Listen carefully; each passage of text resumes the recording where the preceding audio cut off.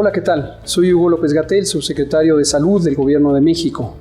Quiero agradecer a la Conferencia Interamericana de Seguridad Social y a su secretario general, el maestro Álvaro Velarca Hernández, mi buen amigo, la invitación a participar en este foro de reflexión sobre la cobertura universal de los sistemas de salud y la transformación de los sistemas de salud en la región.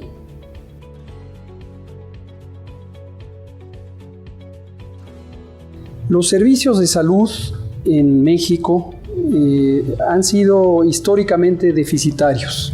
Nunca se ha logrado la cobertura universal de los servicios de salud o en sentido amplio del sistema de salud, porque esto incluye no solamente los servicios de atención a las personas o los servicios de atención a las comunidades, lo que tradicionalmente se ha considerado programas de prevención y control de enfermedades o de promoción de la salud, sino las distintas capacidades para articular el sistema de salud, los servicios de salud, en un contexto de bienestar, donde otros tipos de servicios que están a cargo de otros sectores, de otras dependencias, puedan hacer un efecto sinérgico en pro de la salud. Me refiero a servicios tales como la alimentación, tales como los espacios laborales saludables y seguros, o el cuidado del medio ambiente, etcétera, etcétera.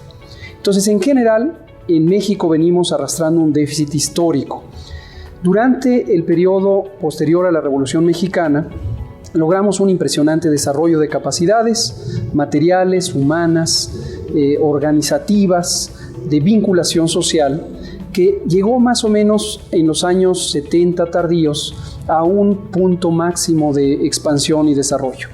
Posteriormente, a partir de los años 80, cuando vino la reconversión neoliberal en el mundo, el mal llamado Consenso de Washington y las reformas estructurales, que estaban destinadas, como lo hicieron durante más de 36 años, a desmantelar el aparato público de los estados nacionales, el Sistema Nacional de Salud también sufrió estas consecuencias.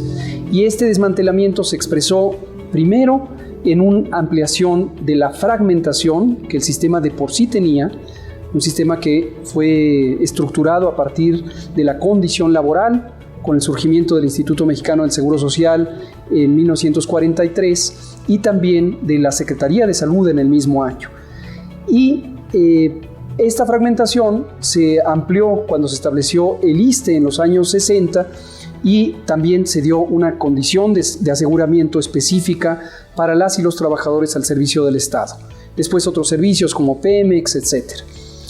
Y la fragmentación se amplió en los años 80, concretamente en 1985, cuando inició el proceso de descentralización de la Secretaría de Salud y se crearon, 10 años después, 32 secretarías estatales de salud y 32 organismos públicos descentralizados para proveer servicios de atención médica.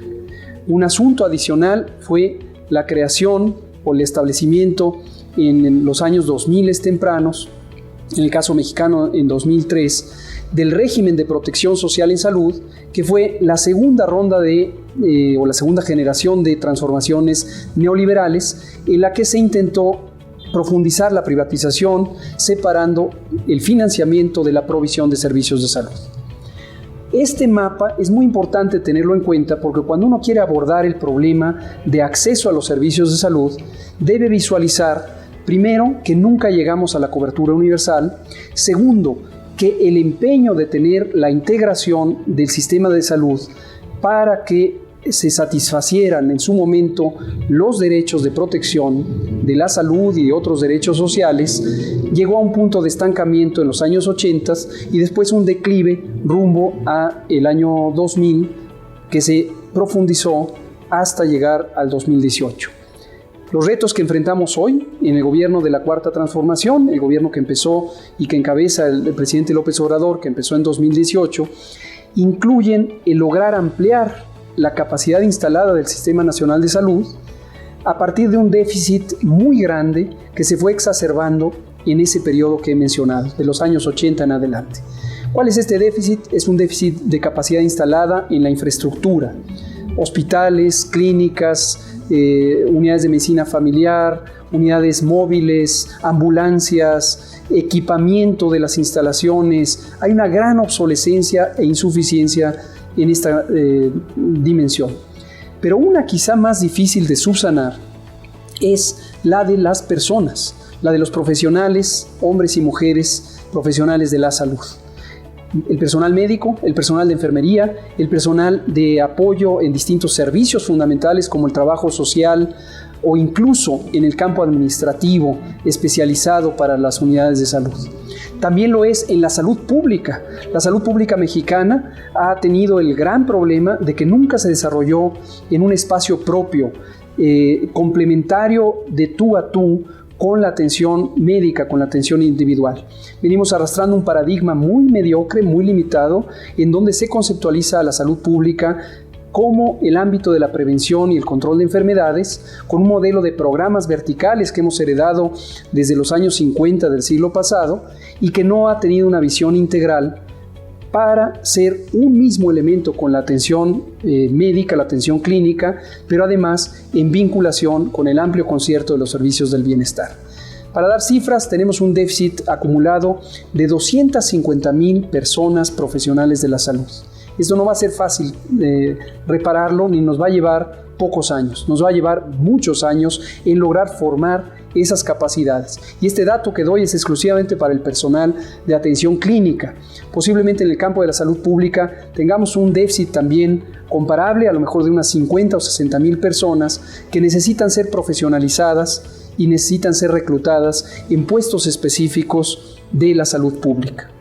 Entonces, tratando de responder cómo hacer que los servicios lleguen a las personas, visualizo dos elementos. El primero es uno de carácter inmediato, que el presidente López Obrador nos ha planteado como un mandato y que se está ejecutando en este momento mayormente con el liderazgo del nuevo organismo público descentralizado IMSS Bienestar, y que consiste en ampliar la capacidad instalada, la capacidad física, la capacidad material en equipamiento e insumos y la capacidad de organizar al personal de salud escaso, deficitario, en acciones y operaciones más eficientes.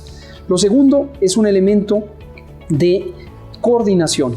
Necesitamos un sistema de coordinación de la atención para el bienestar. Tenemos un modelo ya planteado que está escrito y publicado en el Diario Oficial, que es el modelo Más Bienestar, que vincula los componentes de salud individual con los componentes de salud colectiva. Y en la salud colectiva se reconocen 3 instrumentos de la salud pública, que son los centros coordinadores de salud para el bienestar, un mecanismo de articulación de las capacidades instaladas en el territorio, tanto en el ámbito médico como en el ámbito de la salud pública, para que sean más eficientes y más resolutivos. Lo segundo, el Servicio Nacional de Salud Pública.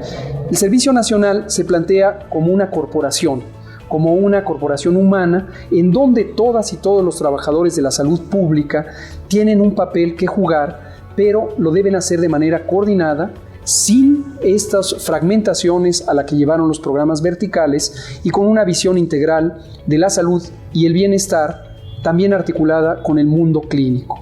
Y lo tercero es la transformación de las jurisdicciones sanitarias en distritos sanitarios. Más allá de la nomenclatura, más allá del nombre, lo que implica es que los distritos sanitarios reconocen explícitamente los límites territoriales y poblacionales donde se debe hacer acciones específicas de salud, de tal suerte que las prioridades de salud, más allá de planteamientos generales que vienen de la estadística en salud o de la vigilancia epidemiológica, pueden reconocer necesidades específicas para poblaciones específicas, identificables, enumerables en los distritos sanitarios.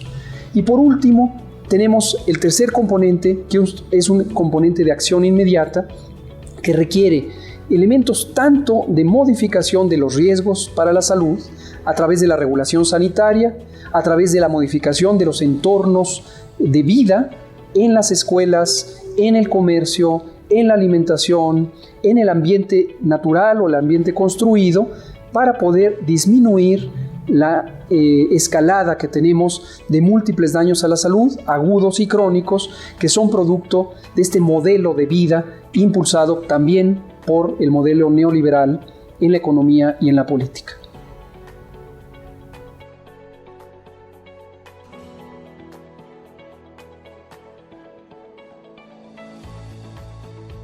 La pandemia de COVID-19, que inició en diciembre de 2019 y nos ha afectado hasta el momento de hoy, en diciembre de 2022, nos reveló lecciones sumamente útiles, pero también muy profundas sobre nuestra realidad social. En general, estas lecciones se comparten en todo el mundo, pero en México son francamente dramáticas o claras. Y son tres. La desigualdad social, la enorme desigualdad social que tiene el pueblo de México. Hay cifras reconocidas desde organismos académicos hasta organismos internacionales como el Banco Mundial o la OCDE, que precisan que el 60% de la población mexicana vive en condiciones de pobreza. 60%. Esto quiere decir una insuficiencia, en primer lugar, material, para satisfacer las necesidades apropiadas para una vida saludable, una vida digna. Pero también estas carencias materiales se amplifican con otro tipo de carencias de servicios fundamentales, culturales, sociales, educativos, de información, que exacerban aún más los efectos perniciosos de la pobreza, de la desigualdad. Lo segundo es las condiciones materiales de vida de la población. Estas condiciones de desigualdad han llevado también a un estado de salud precario.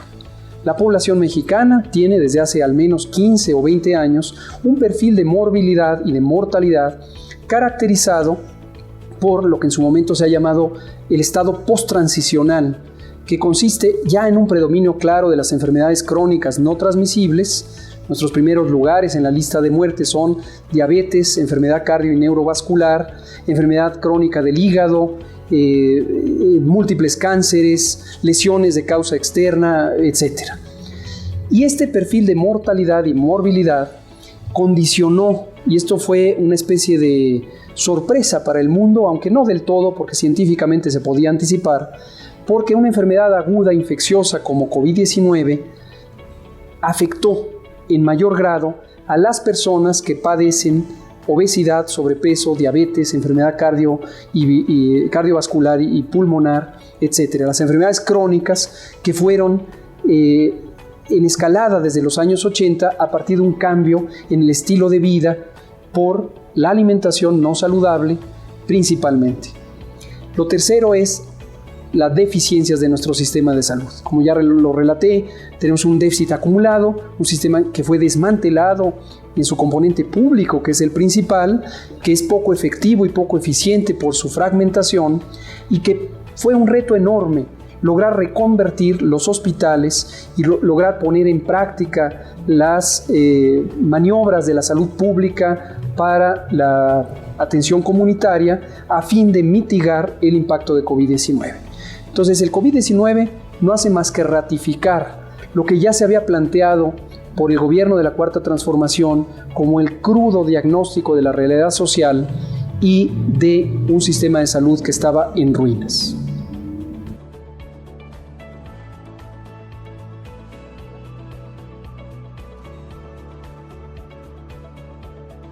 La seguridad social es un pilar del bienestar social y es una de las modalidades, desde mi punto de vista, mejor logradas en el desarrollo social integrador a lo largo de su historia. En particular, desde el modelo bismarckiano en los años 40 tempranos, se estableció una ruta en la que se aspiraba a la inclusión amplia, integral, de servicios de bienestar para las personas, para las familias, para las comunidades. Es el modelo que ha impulsado nuestro Instituto Mexicano del Seguro Social desde su surgimiento. Ahora bien, un problema estructural es que la seguridad social en México y en muchos otros países, prácticamente en toda América Latina y el Caribe, está asociada con la condición de empleo. Y en una realidad social en donde, en particular a partir de los años 80 del siglo pasado, la sociedad se ha ido polarizando estructuralmente porque se ha ampliado la brecha de desigualdad, ha privilegiado la concentración del capital, la concentración del ingreso, la depauperación de la mayoría de la población, el desmantelamiento de los mecanismos de regulación laboral que ha precarizado las relaciones laborales entre capital y trabajo ha llevado a una realidad inescapable. El empleo no se puede asegurar en condiciones de empleo pleno, y aún las personas que tienen empleo, hay una proporción inmensa que tienen empleos informales o que tienen empleos que, siendo jurídicamente formales, están incorrectamente o insuficientemente protegidos por las obligaciones que para el capital impone la ley de cotizar, pagar a tiempo las cuotas e incluir a las personas. No solo eso, prácticas muy perversas como el outsourcing y las simulaciones, las operaciones simuladas de contrataciones eventuales que llevan a que las personas pierdan su empleo repetitiva y programadamente, establecen un reto inmenso para la seguridad social, que en el campo de la salud se manifiesta de manera clara. Voy a poner un solo ejemplo. La atención de personas con enfermedades crónicas, llámese diabetes, hipertensión y otras enfermedades cardiovasculares, o VIH, SIDA. La continuidad de la atención en estos grupos de padecimientos es vital. Si una persona estaba cotizando en el Seguro Social, su empleador cotizaba en el Seguro Social, la persona tenía acceso a los servicios en el contexto de seguridad social, a los servicios de atención, los servicios de promoción, los servicios familiares que le permiten también acceder a estos otros servicios de atención. En el momento en que pierde el empleo o pasa a una condición de empleo irregular, se pierde la continuidad de la atención preventiva, curativa, rehabilitatoria. En el momento en que recupera el empleo y se reincorpora a la seguridad social, esto impone un reto económico, financiero para la propia seguridad social, porque la persona se ha deteriorado, la familia se ha deteriorado y en sentido amplio la comunidad se ha deteriorado. Entonces no le conviene, aún con una lógica financierista, pragmática, no le conviene a las instituciones de seguridad social permitir que la precarización de las relaciones laborales lleve a que las personas salgan temporalmente de la seguridad social.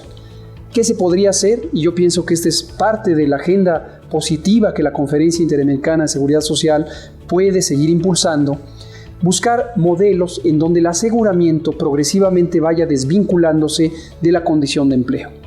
Si somos estrictos en nuestras nociones de los derechos humanos fundamentales y reconocemos a la seguridad social como el paquete integral de servicios de bienestar ligados a las personas, a las familias, a las comunidades, podríamos empezar a generar una nueva articulación de derechos reconocidos para que la seguridad social se financiara de manera más persistente, de manera más amplia, de manera más permanente, a partir de impuestos generales y bolsas específicas para la seguridad social, pero no a partir de cotizaciones individuales tripartitas como ha sido el modelo preponderante.